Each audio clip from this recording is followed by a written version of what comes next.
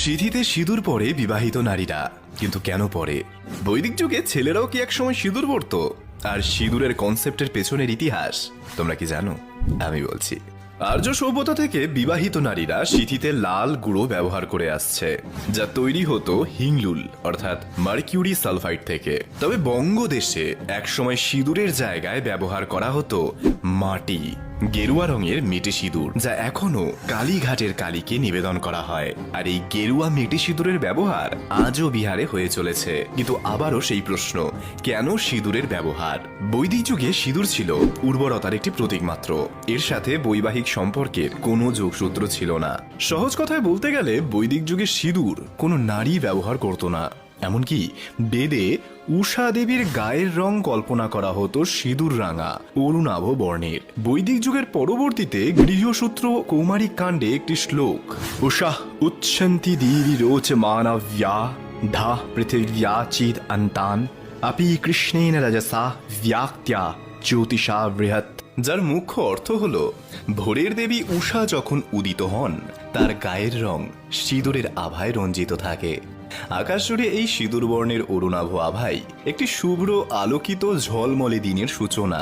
এখান থেকেই এই কনসেপ্টটা এসেছে যে সিঁদুরের আভাযুক্ত যে কোনো পদার্থ দিয়ে কোনো শুভ কাজ করলে সেটা আমাদের জীবনে সৌভাগ্য সূচক হবে।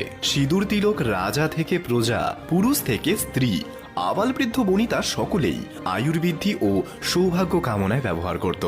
সময়ের সাথে সাথে গৃহস্থ নারীরা কপাল ছুঁয়ে চুলের ফাঁকে সীমন্তে সিঁদুর ব্যবহার শুরু করলো। শুরুতে পারদের আকরিক অর্থাৎ সিনাবার ব্যবহার হলেও পরবর্তীতে দক্ষিণ ভারতে ফুলের গুঁড়ো দিয়ে কুমকুম ও লাল মাটির ব্যবহার এই বাংলার ভূমিতে শুরু করা হয়। আর্য সভ্যতায় নারী পুরুষ উভয়ই তিলক হিসেবে ব্যবহার করত সিঁদুর। কিন্তু বৈদিক যুগের পরবর্তীতে শাস্ত্রে বেঁধে দেয়া হলো সিঁদুর শুধু নারীরাই বিবাহের প্রতীকী হিসেবে ব্যবহার করবে।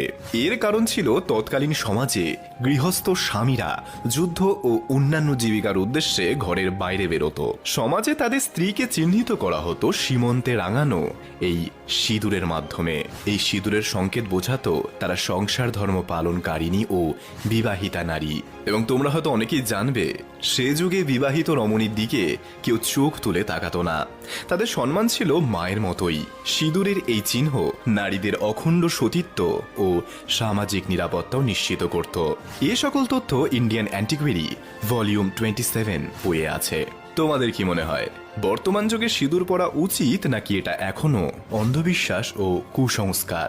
কমেন্টে জানিও। যে সিঁদুরের